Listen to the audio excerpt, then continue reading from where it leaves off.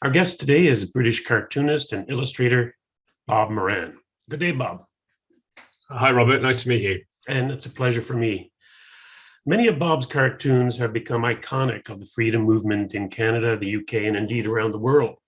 He's recently teamed up with the Democracy Fund, a Canadian charity fighting for and defending in court Canadians, individuals' rights and freedoms. It was established in response to the tyrannical and clearly unlawful measures taken by the Canadian federal and provincial governments during the pandemic. Bob is offering his cartoons free to anybody, anywhere. All you have to do is go to thedemocracyfund.ca or Bob's page at bobmoran.co.uk to have a look at his work, and the ones on the Democracy Fund are free for download and use with no restrictions except what is listed there on that page, you'll see. So Bob, what is it about this particular organization, Canadian in its foundation, that prompted you to partner with them? Well, when I found myself looking for new opportunities, having lost my job with the Daily Telegraph at the end of last year, I was in two minds about which direction to go in, because part of me really didn't want to stay in the mainstream media and be tied to a specific news organization. And I had some opportunities to do that. But what the Democracy Fund presented me with was an opportunity for almost total creative freedom, in the sense that there's no real editorial input. You know, I'm not having to negotiate my ideas with people. I have a brief, but it's quite loose. As long as I stick to the themes of civil liberties, human rights, you know, that's quite broad scope. So it's lockdowns, it's mandates, it's, you know, the vaccines, but also censorship, freedom of speech, most of the issues that people are concerned with right now around the world. And that felt to me like the right direction for me to go in at this point in my career and at this time in history. I'm loving your work, and they have become iconic, and it's so much can be said for a political cartoon that just in a simple little panel with just maybe sometimes words, sometimes not, can capture a moment in history and become a focal point for rallying around and for understanding an issue in a complex way that a tome may not be able to illustrate just as well. So I appreciate your work. Now, here in Canada, healthcare, of course, is a provincial matter. It's constitutionally a provincial matter exclusively. And in many of the cases, the most egregious violations of our individual rights have been done by provincial premiers. Jason Kenney in Alberta, Scott Moe in Saskatchewan, Blaine Higgs, New Brunswick, Tim Houston, Nova Scotia, Francois Legault in Quebec, all conservatives, by the way, have been the perpetrators of some of the worst violations in this country. The arrest of pastors in the middle of a highway in Alberta, curfews in Quebec, riot police in Ottawa and Windsor, Ontario, blocking the border here in New Brunswick, where I am. You can't cross the border without showing your papers, please, papier bitte, you know. And well, that's been it's the idea that on paper they are supposed to be able to act independently from government, make their own decisions about what to impose and how to respond to any perceived health crisis. Is that how it's meant to work? Well, it doesn't work. Unless, yes, I guess the ultimate is that each province has their chief medical officers of health. Okay. Not really practicing physicians as such, more bureaucrats, especially if you look at their CVs, you'll find them having studies in women's studies and things of that nature, or bureaucracy in government. So not real what I would consider to be hands-on medical professionals. However, they are really good at being bureaucratic and telling people what to do regardless of their individual rights. Now, mind you, I don't necessarily blame the chief medical officers of health. I blame, as Premier Brian Peckford, former Premier of Newfoundland, once said, these people should not even be seen. They advise cabinets of of the provincial parliaments, and it is the premier Yeah.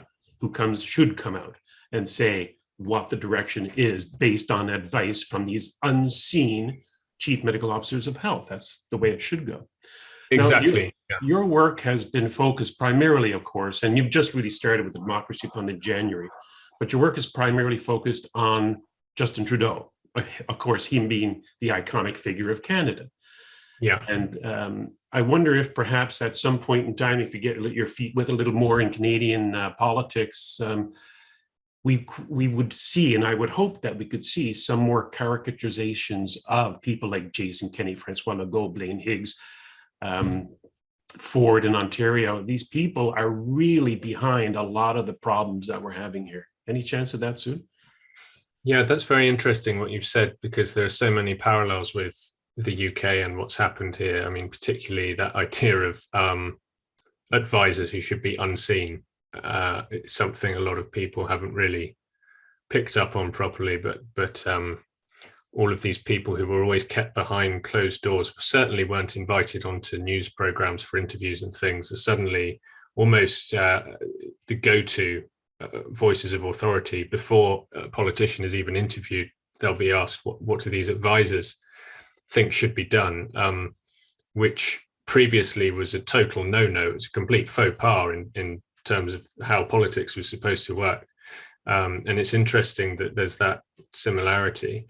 In terms of specific Canadian provincial characters, obviously I'm trying to get up to speed on that and learn about how Canadian politics works and who these different people are, what they're doing. I have a few contacts via email in Canada who are kind of helping me and sending me bits of information about what's going on where they are. I suppose that a lot of my work is not necessarily meant to be specific to Canada. It was very interesting because as I started working for the Democracy Fund, it was almost at the exact moment that the truckers movement started. And by a good twist of fate, I suppose, suddenly everybody on our side of this argument was focused on Canada, and it felt as though that was the front line for the fight for human freedom. And I felt very lucky that I was able to cover that in the way that I did, because had I still been working for a national paper in the UK, I'm pretty sure I wouldn't have been allowed to, or I'd have been discouraged from covering the truckers' protests, certainly in a positive light. And so initially when I started, it just happened that the main story was in Canada. But part of the reason that the Democracy Fund wanted to work with me was to broaden their message to a more of a global audience. And I have to cover issues that are relevant to Canadians, but not necessarily exclusively relevant to Canadians. And that's one of the key points about what we're living through, is that so much of it is happening across the world in different countries at the same time and in the same way.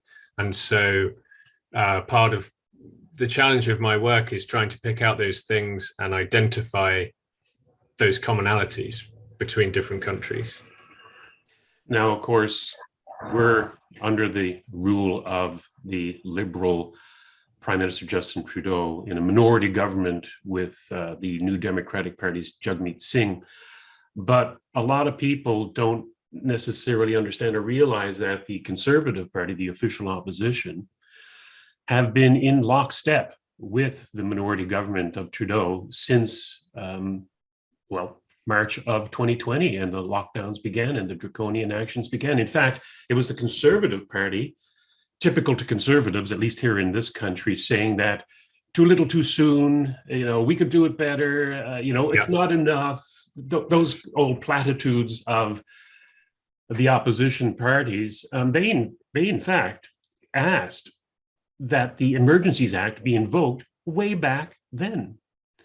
And so what I would like to see is some more blowback against these enablers, the Conservatives, the premiers, the Conservative Party of Canada. enablers, and they are allowing this to happen. Now, because there's a Conservative Party leadership here in this country now, a few people have come out from their ranks and rank and file and have stood up and said, oh, yes, well, we're against all of this now that the restrictions have Yeah, exactly. Now it's a bit safer to oppose it. Yeah, but to tell you the truth, as soon as they get in power, and this has been the history for the last 75 years with the Conservatives in Canada, is as soon as they get in power, they just become as globalist, as draconian, if not more so than any Liberal or New Democrat who've never really been in power. So yeah. Are you treading softly? I mean, I don't know how to define you. Classical liberal. Some of your artwork seems to be a little conservative in nature. So I don't want to put a label on you, but would you tread softly against conservatives if they were in power, or would you just use that mighty pen of yours to crack down on them as well? I certainly wouldn't tread softly on anybody anymore. I think those days are over. You know, I'm not sure how I would define myself politically anymore either. I could have given you a bit more of a certain answer a couple of years ago, but now I'm really not so sure.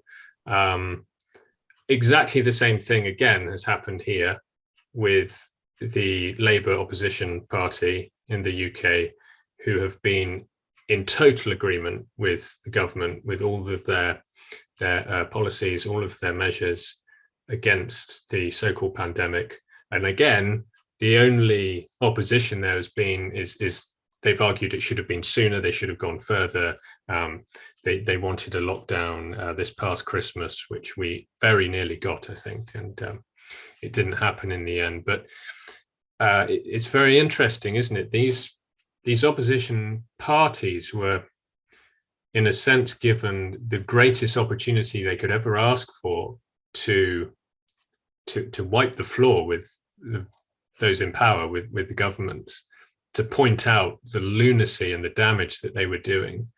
And in this country, specifically, the Labour Party here is meant to represent working people. Almost every measure imposed has destroyed the lives of working people and small businesses, and those on the lowest incomes have suffered disproportionately from the lockdowns and all of the other measures put in place. And yet they've asked for more. They've totally betrayed the people that they're supposed to represent. And it's as if they refuse to acknowledge it. I think a lot of those people, their potential voters, have noticed this, and they do feel betrayed. But again, it's that similar thing of why wouldn't you take this opportunity? It's really extraordinary that their only opposition is essentially support. It's essentially saying, we love what you're doing, just we'd like more of it, please. So no, I'm of the view now that they're all as corrupt as each other, that the politics of left and right, to an extent, I think, are consigned to history. They don't mean very much anymore because of what's happened. I wonder if they were always something of an illusion. I mean, I know that I've met so many people over the past couple of years who feel the same way about what's been done. And they are from such a diverse range of backgrounds, of social class, age groups. There doesn't appear to be one factor that unites everybody other than agreeing on these fundamental principles. And so people, you can have a deeper and more meaningful conversation with someone who would have said they were a lifelong socialist now than you can with somebody who you might have previously felt completely aligned with politically. That's fascinating to me. It's true. It's almost like the left-right spectrum has now top-bottom spectrum. There's those on the top, the elites, and then there's the rest of us plebes. Some of these political characters, especially Boris Johnson in the UK, lend themselves to caricature. They really do, like his flyaway hair, Trump's flyaway hair, his robust body. how does blackface Trudeau lend himself to caricature? The question almost answers itself. Yeah, and I've decided a few times to deliberately represent Trudeau in blackface, but a very absurd cartoon version of blackface. So it's just a black circle with two silly eyes and a kind of the white lips and things. And now an Al Jolson type of blackface. Yeah, exactly. And in this country, I don't know, I presume in Canada, everyone knows about his blackface, but in the UK, there is still a number of people who missed that or who weren't aware of it because the media didn't really make a big thing about it at the time. And so now, obviously, if he hadn't actually done that and if there weren't photographs of it, you wouldn't think of doing it anyway, but you would never get away with that kind of imagery. It's interesting because some people say, why have you done that? That's really offensive. You can't draw him in blackface. And then you show them the photographs and they can't believe it. You know, they say, how is he still in power? You know, how did he get away with that? Because he's a liberal. He's not a conservative. Yeah, exactly. Yeah, I suppose. Liberal conservative, yeah. I mean, it's I think Douglas Murray said at the time that these photographs were coming out, and he was having to admit to more and more occasions when he had put on blackface, he says something like, one wonders whether there was at a particular point in Justin Trudeau's life, whether there was a single weekend when he wasn't in blackface. It's a good question, and probably, I'd love to hear the answer to that. But could you tell us? The thing about the thing about his blackface is it's such a brilliantly simple representation of the hypocrisy of all of these people. Yes. Yeah, that's what I like about it. That is the only reason that people pick up on it. When it was first discovered that he was in blackface, I did a video with a friend of mine, Salim Mansour, and we came out and we basically said, no, this does not mean that he's a racist, right? He was playing a part at a party, that kind of thing. And a lot of people have done it and nobody thinks anything of it, unless you're a conservative politician, and then God help you. Yeah. But, and I don't think that he's a racist in that sense. He is a racist, but only in the sense that he actually does believe that race matters as a politician, you know. So he's a racist in that sense, not because he wears blackface. I wonder if you could tell us a bit about why your career path changed so dramatically with the Daily Telegraph. What was it that they saw that they did not agree with in their editorial point of view that put you in the position that you're now in, which I hope is a better position? It certainly is a better position, yes. I mean, what happened between me and the Telegraph, there's a sort of, on the one hand, people in the public could look at it and think it was a fairly dramatic event, as you said, because on the face of it, it was a couple of tweets that I sent one day, a Twitter storm erupted, various people complained to the paper, and they investigated and decided to fire me. But this came really after a number of months of friction between myself and the company, and there had been a few occasions where colleagues had attempted to have me disciplined, or they'd gone to the chief executives and complained basically about me and the things I was putting on social media and the line I was taking on all of this.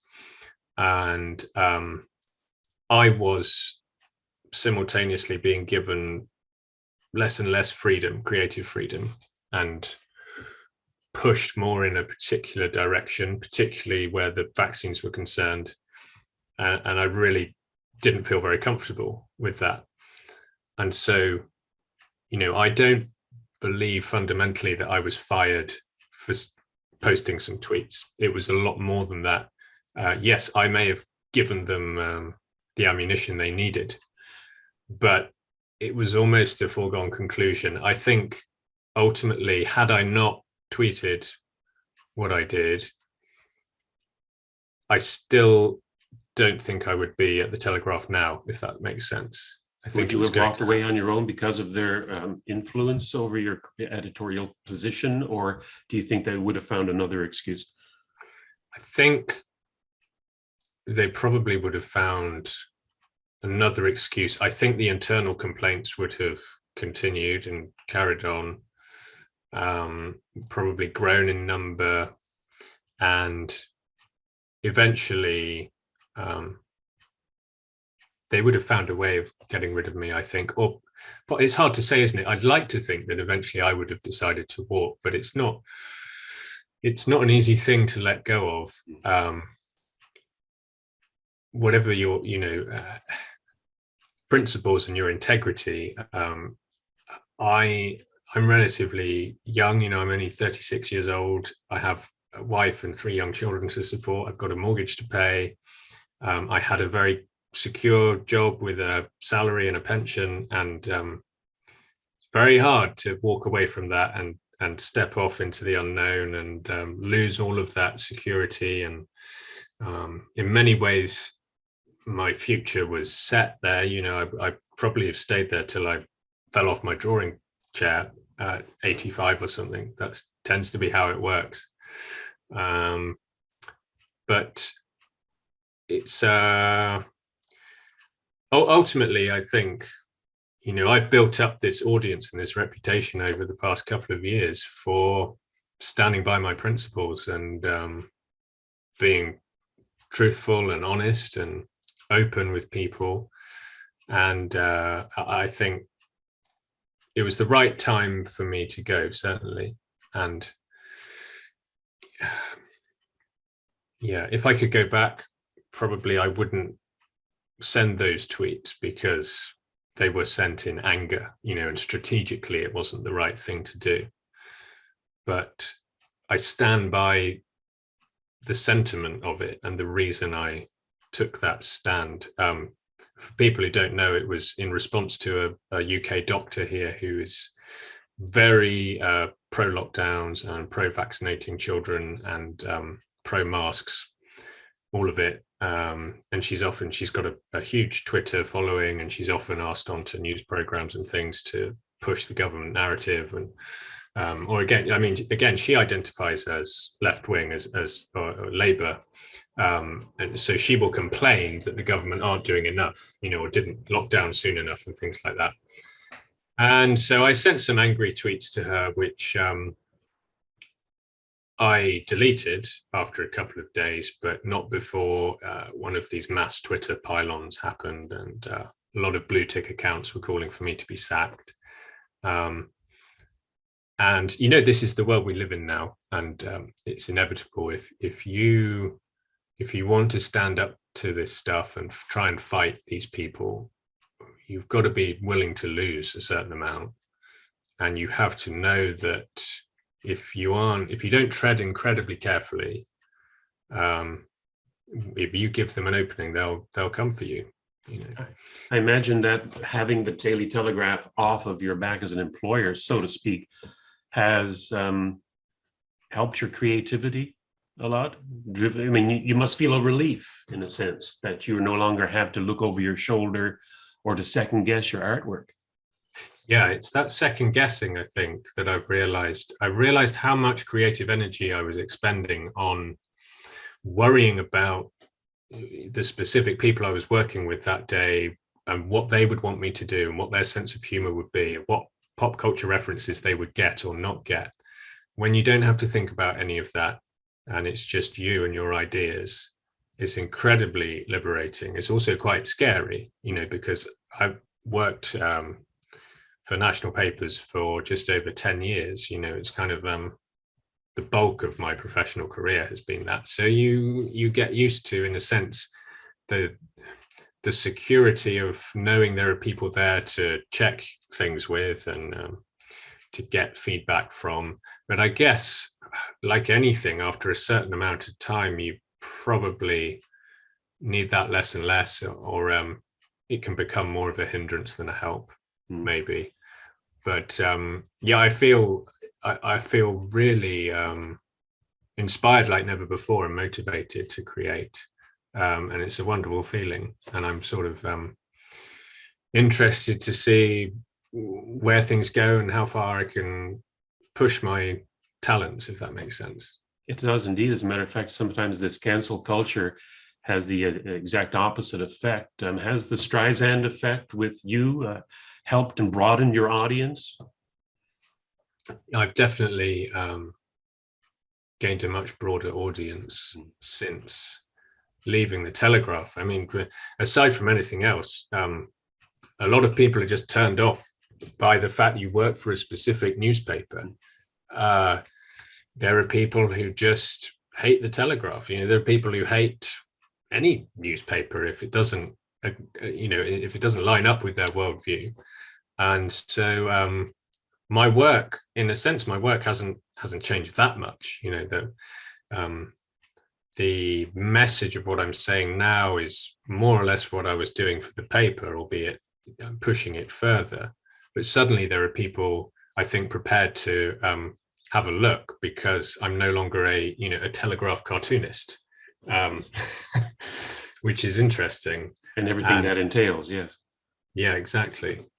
And that was, I think that's part of the restriction of tying yourself to a brand, to any brand, even ones that I really agree with, like Rebel News, for example.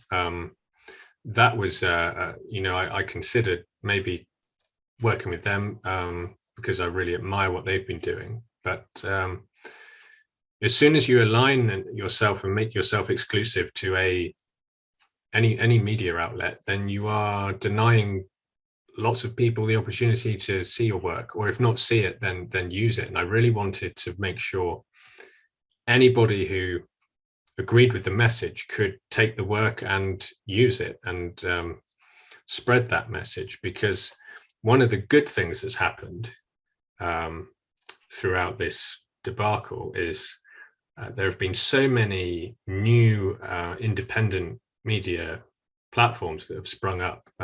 Some of them very basic magazines, almost like pamphlets, or online newspapers, and they have very little money. Most of them are run on a voluntary basis, but they're doing important work, and a lot of the time they are a better source of information than any of these major mainstream media outlets. And so I wanted them to have the opportunity to use professional quality artwork if they wanted and not have to pay anything.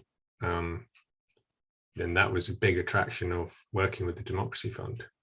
You mentioned the independent media. I like that term because here in Canada, of course, all of the quote mainstream media are state funded. Trudeau has established a committee to determine who is trustworthy and who is not, and who gets government credits from the income tax, and who actually gets handouts, payments in the millions of dollars, hundreds of millions of dollars. And so when you use the term independent media, I like to think of the opposite, the dependent media as the mainstream media. They are state dependent, and they are propagandists. Probably not as bad as in the UK as here in Canada, but it'll come your way, no doubt. Well, I'm fascinated by the fact that Trudeau has been so open about it. You would think because that's happened here in the UK as well, but it's very much it's not. It's supposed to be a secret. The politicians don't like people thinking that the media are under their control. It's happened much more insidiously in the sense that newspapers everywhere have been struggling for years and years and years.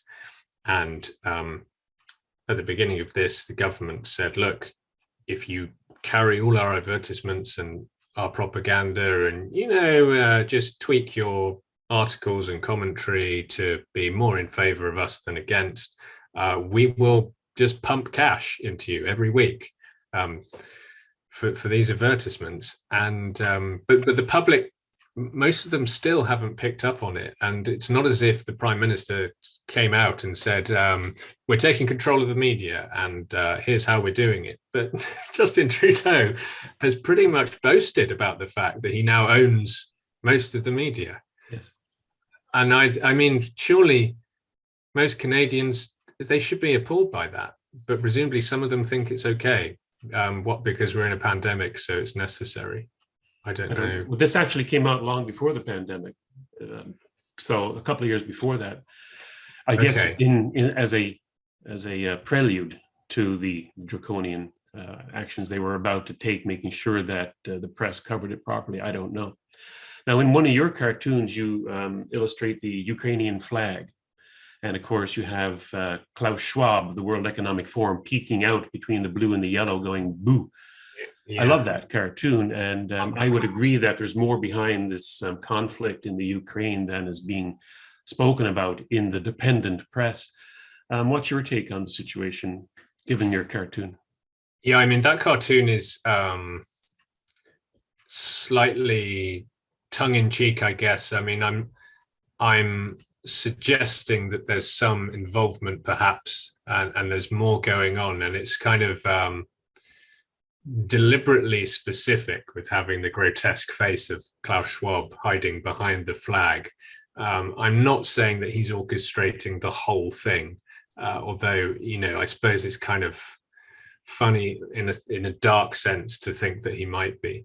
But I cannot understand the number of people who have been totally awake and on board with what's been going on through the pandemic, and they've learned not to trust the media, not to trust their government. But when the Russia-Ukraine situation began, it was like they immediately switched back and said, right now, everything is true. Everything we're being told about this must be true.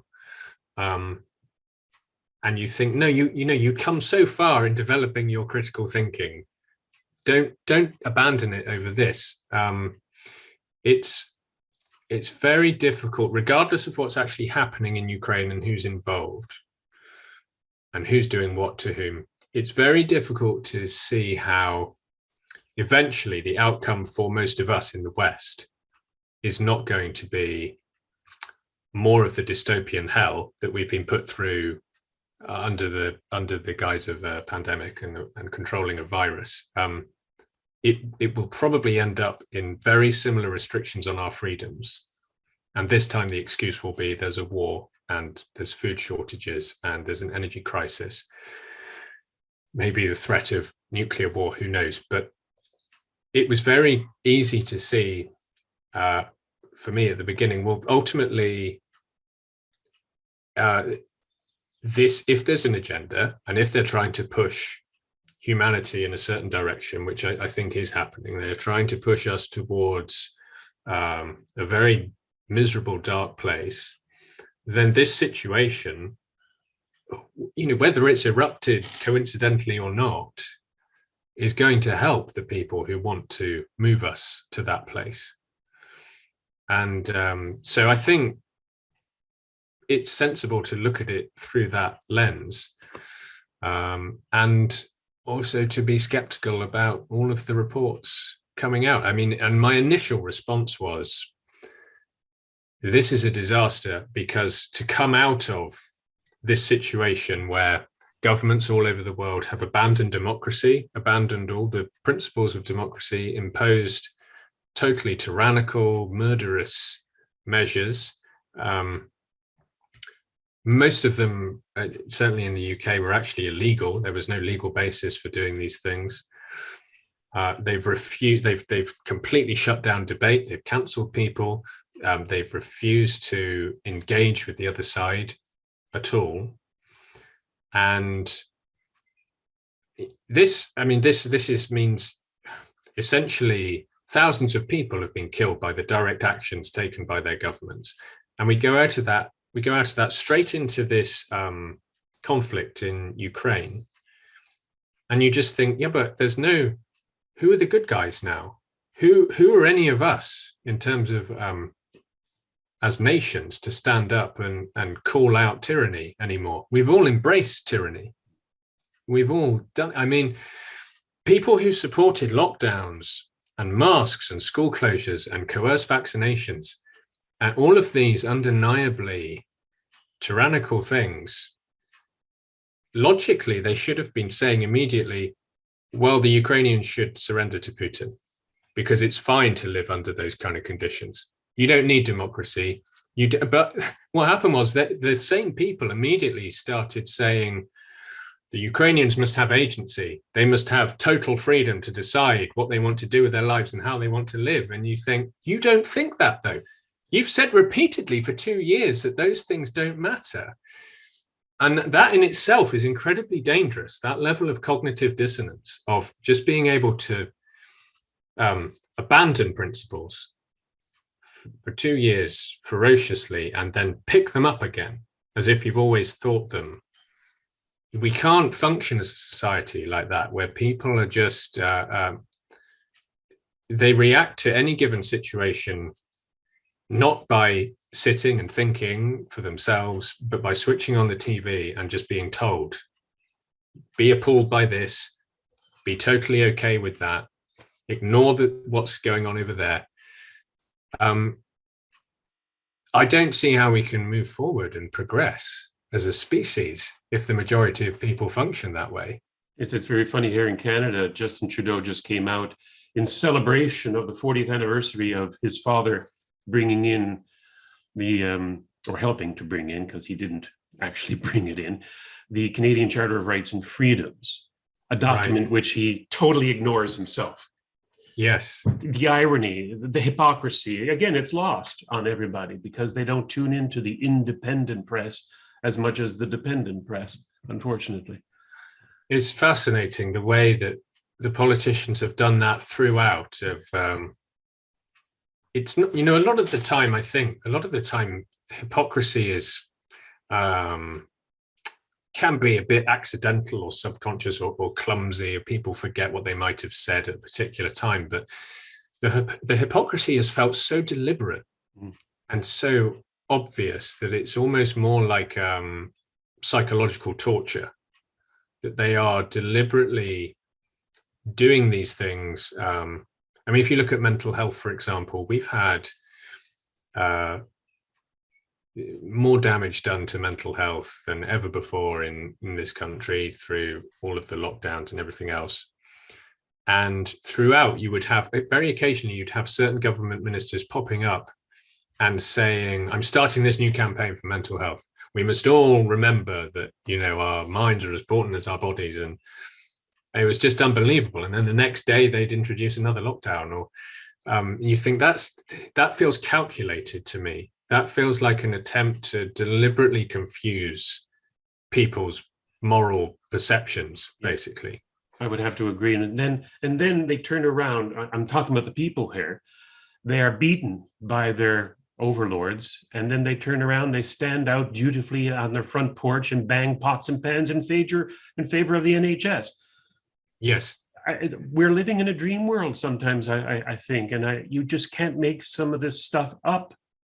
If you scripted it and try to sell it to Hollywood, they go, come on, but that's nonsense. Yeah, that's it, Robert. And that's what has made my job more difficult. The job of satirizing these people has become so hard because one of the tools you have is you take what's going on and how politicians are behaving or how people are behaving, and you exaggerate it to quite a large degree to try and highlight the truth of what they're actually doing. And there's no room for exaggeration a lot of the time. You can't possibly think of more extreme scenarios sometimes with this stuff. And in a similar vein, another one of the tools we use as cartoonists is to look at what's happening now and what the government have announced or say they're going to do. And then you try and take it 3 or 4 steps ahead down the line. And you kind of say, oh, if they're doing this today, they might be doing this next. And often that will be completely hyperbolic. It'll be that's where the humor will come in, because it will be slightly absurd. So everyone knows they're not really going to go that far, but it's a way of pointing out that what they are actually doing is ludicrous. And what I found happening quite early on was I would be coming up with ideas of, if they're saying this today, they might be saying this next week.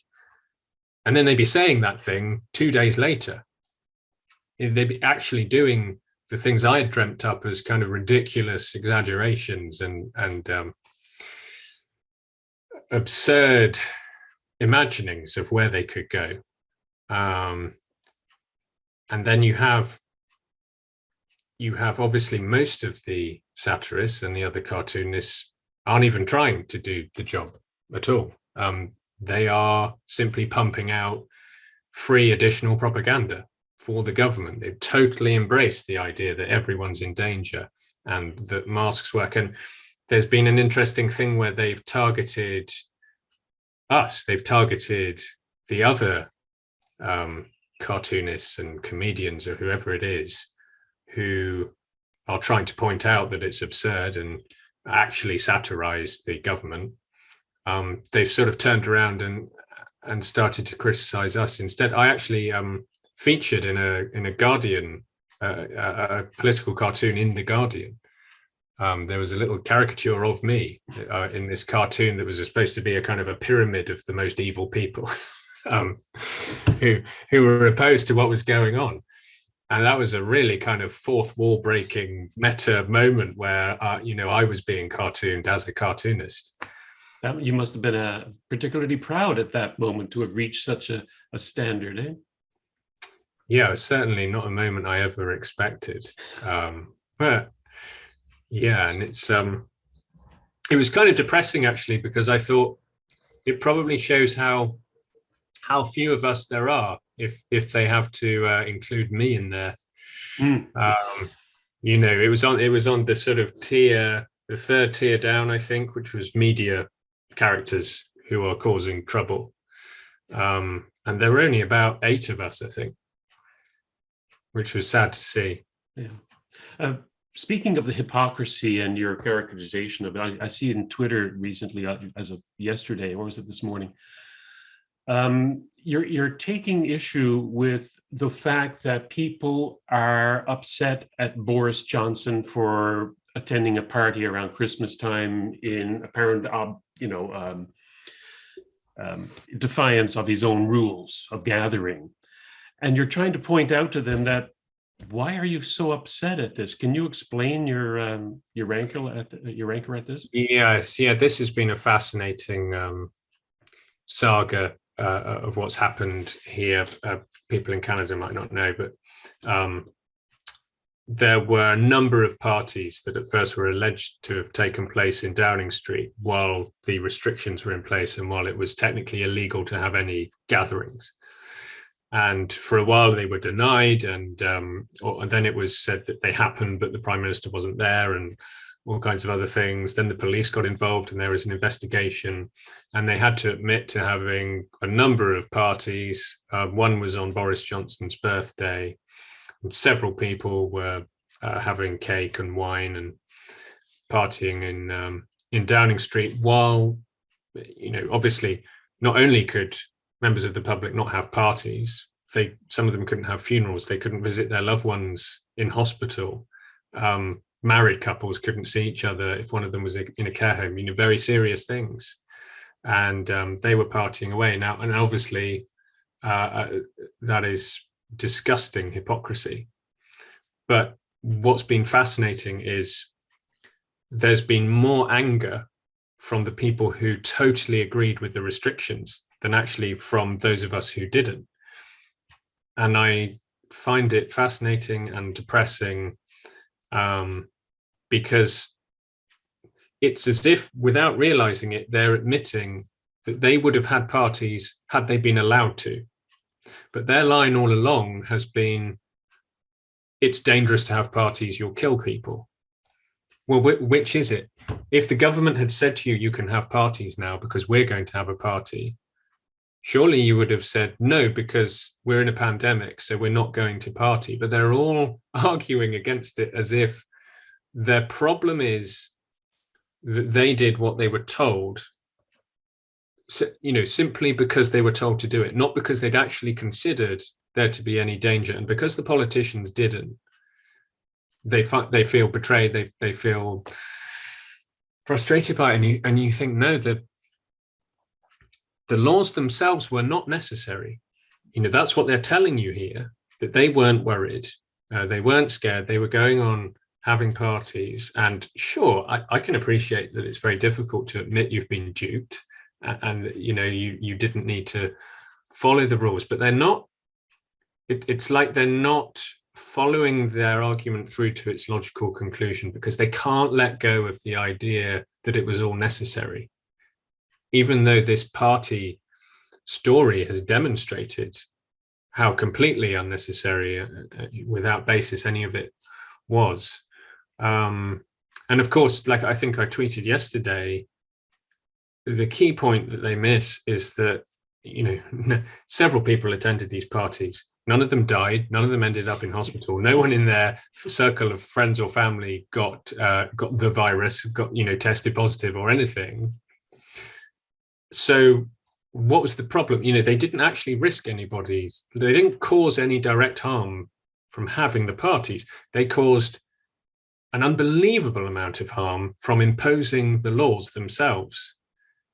And it's that you think, don't be cross that they broke the laws, be cross that they implemented them in the first place, because that's what's caused the damage. And all of you people still agree with the fact that they imposed the law. In fact, some of you are still saying, I wish you'd done it sooner. I wish you'd done it more strictly. We should have been like China. Oh, look at what's happening in Shanghai. Isn't that great? It's unbelievable the way people are able to hold these ideas in their minds at the same time. Yes. It really worries me. And now they're calling for him to resign and saying he's broken the law, when not one of them called for him to resign when he was destroying the economy and literally killing people and denying them cancer treatment. All of these despicable things, undeniably immoral things. None of them would say he should resign over that. Yeah. But because he had some parties now and he's been given a fixed penalty notice by the Metropolitan Police, so he had to pay £50 for having those parties. And now they're saying, well, you're a prime minister and you've broken the law, so you must resign. This does sound, and I think I'm actually correct in this, is that there is somebody else behind the scenes pulling the strings. And this narrative of the Christmas parties and all of that with Boris Johnson is just another attempt by those who are really in power to get rid of. Now he's served his function. He goes. They probably have somebody else lined up to replace him. But this is conspiracy.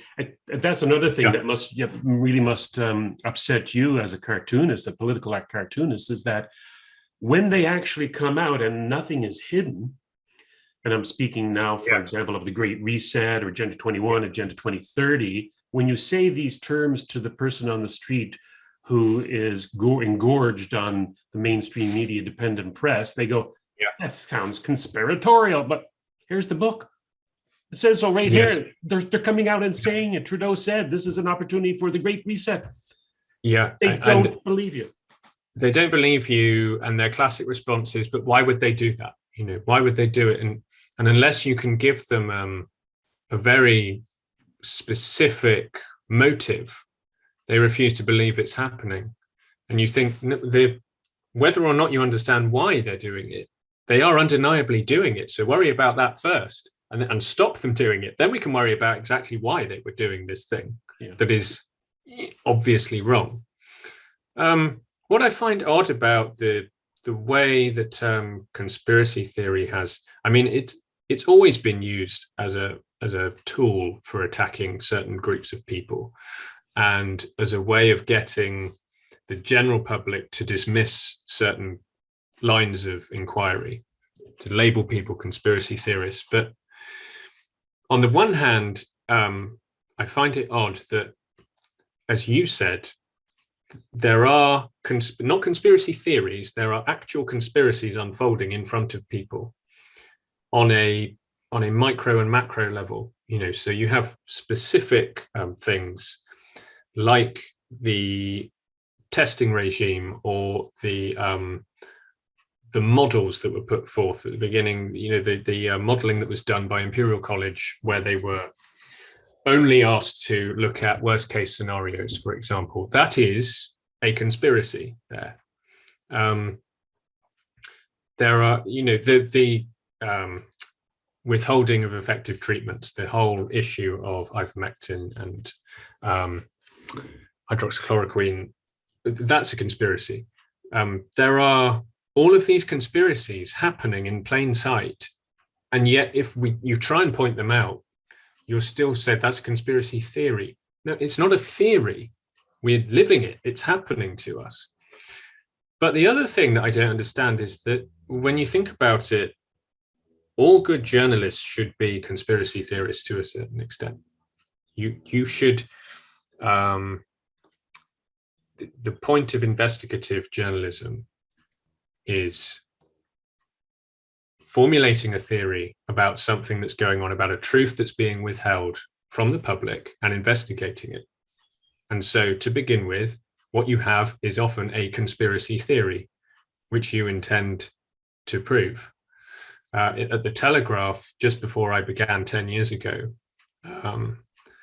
there was the expenses scandal. I don't know if you've heard about the expenses scandal that happened with British politicians, where they were essentially claiming masses of expenses for things that were just absurd. Second, third homes. There was the most famous example was an ornate wooden duck house one of the MPs had built for his ducks in his pond.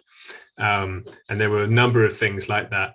And journalists at the Telegraph got a few tips, and they began to build a picture that this had been going on for some time, and they set out to expose it. But to begin with, that would have been classed as a conspiracy theory. And I just don't understand why it's seen as an unhealthy position to adopt. No, you always have to be the skeptic, don't you, as a journalist or as a political cartoonist? You always have to assume that there's something else going on, and you can suggest it in your illustrations. But as a journalist, you actually have to prove things. But you're given a bit of a freer hand by maybe just suggesting things maybe a little awry. Yes, that's the beauty of being a cartoonist, is you can be more subtle in what you suggest. You don't have to be as explicit, and in that sense, sometimes you can say a lot more than you can in a 3,000-word article. Yeah. A pin to the top of your Twitter account, which, by the way, is at Bob's Cartoons, is a lovely illustration of an elderly man and woman holding hands and looking off into the horizon with the caption, "Never surrender your right to be with the people you love." It evokes an emotion of tenderness and nostalgia for the simple things in life. And have the measures about family gatherings, weddings, funerals, visiting the elderly in their long-term care facilities, and even holding their hands while they're dying, been some of the more exceptionally troubling rules you've had to deal with? Yes, and I think that these people talk about basic human rights, fundamental rights and privileges, but there are also, I think, to an extent, fundamental truths, moral truths that people have forgotten about. There are things that should always transcend politics and fear, and things you should prioritize and put first that have been put right back behind other things. And I thought early on, it was what I thought was the most dangerous thing, these intrusions into the most intimate parts of human existence. These are places where no government should ever go. The relationship between a couple who've been married for 40 years. Nobody, not politician, not a care home worker, not a scientific advisor, has the right to say, you can't see your husband for 6 months, or your wife. I mean, there were stories of in this country of couples where, if one was in a care home, the partner would sell the house and check themselves into the same care home just to be, so they were allowed to be with their spouse. And that cartoon, Twitter hates that cartoon. It's in terms of the censorship and the limiting of how it gets shared and how many likes it's allowed to have and retweets, Wow. they've really clamped down on that image. And lots of the people who follow me tell me they have to re-like it every single week because their like gets removed from I'll it. like it right now. And I can't believe I hadn't already liked it and shared it. I shared it. And it's interesting because when I did it, I remember thinking, is there any point in drawing this? Is this just too obvious to everybody? There's nothing cutting, sarcastic, or controversial about this. It's just, I thought, this is more like a greetings card or something that you might. I love these. I love these particular ones that you're doing. They're very Norman Rockwell-esque in a sense that he didn't do anything that was really controversial as an illustrator, as an artist. But what he did, and forgive me if I'm making a comparison, I know some people don't like that, but what Oh, no, I don't mind at all. It's fine. Okay, then when your wit is like B. Cliben and a Gary Larson, I love that too. Yeah. But these Norman Rockwell-esque pictures of yours are the ones that I think will stand the test of time, in the sense that, sure, a truck falling on Justin Trudeau's head is very timely and Yes. it's beautiful, but this will stand the test of time. 50 years from now, people are going to wonder what is this truck falling on Justin Trudeau's head? But that image will last forever, and I love it. I'd love to see more of them because they're depicting something that I think that we're losing, and that is our innocence. We're losing our innocence here in the West, especially, and I love those cartoons. Please keep them up. Yes, thank you. And I think that's what I realized, is that this is something that's, if not lost, it's in danger of being lost, and it's something that nobody should have any reason to argue with. But we happen to find ourselves in a time where, sure enough, I post that cartoon with that message, and hundreds of people start telling me it's irresponsible and they don't agree with it. And I just thought, what a fascinating time to be alive, and obviously it sparked a lot of debate between different people with different points of view. But I think I'm probably most proud of that cartoon, in a sense, because I get lots of messages from people about my work and thanking me for the stance I've taken and everything like that. But I think that cartoon has had a real impact on certain people who maybe, I wouldn't say that it's completely woken people up to what's going on or something, but I have heard that someone has seen that and decided to go and visit their parents, or to rescue their relationship with a wife or a girlfriend or something like that, simply from that very simple image and that simple message, which is really humbling and touching for me, and I never expected my work to have that kind of power, to be able to help people in that way. And like you say, it's those are the images that can do that. The people need those cartoons of specific politicians, and they need that cathartic release, and they need to be able to laugh at them and see people poking fun at them, but they're never going to have that transcendent quality, that ability to connect with people on a deep level, that images like the Never Surrender can, I think. And there's another one that comes to mind, and that is Walk This Way, a recent illustration of yours. Yeah, and it's simply man and a woman. You see their backs, so she's holding a babe in arms, and he's holding a child's hand, and they're just simply walk this way. I mean, tell me you haven't received death threats over that. Again, depicting an ordinary family, with a man and a woman and their children, is now controversial. It makes some people very, very angry.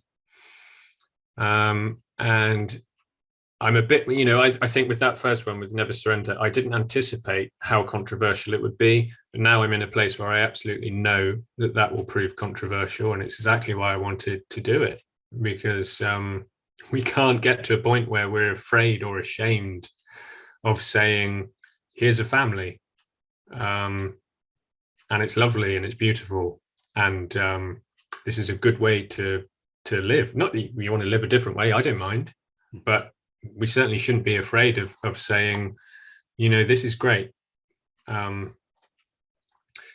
And I think for me, you were asking about, you know, what aspects of it really troubled me most. And for me, the one thing above anything else is how children have been treated through this whole thing. The clearly calculated targeting of children, even very, very young children. Your stabbed vest cartoon illustrates that really well. Yeah, and that was probably the hardest one to do out of all of them. It was a very, I guess you know, you have to go to quite a dark place to draw something like that. And I was really trying to get people to confront the reality of what was going on in the kind of, I suppose, the harshest possible way. And I hesitated about putting it out. I sat on it for a few weeks because I was in two minds about how it would go down and whether it would be too much for people.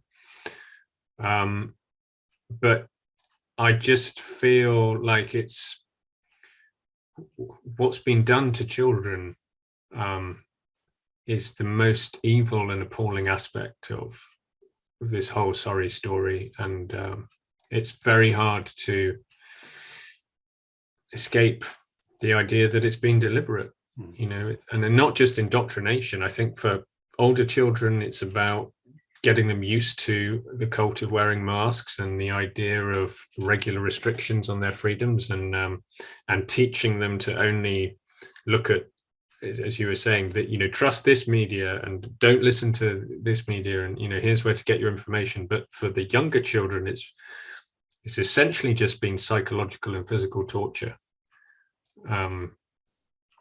and getting them at a very early age to see themselves as dangerous, to see themselves as diseased, and making them shoulder this non-existent responsibility of protecting adults. Again, this key core principle of good society, that adults protect children, not the other way around, has been reversed. And it's like people can't see it. They don't seem to think that that matters. I know, it's quite appalling. Well, Bob, if making people think and being controversial is any sign of success for a political cartoonist, you're very successful, and I really appreciate you taking the time today to join me. Thank you very much. Thank you, Robert. It's been a pleasure. Great to speak to you.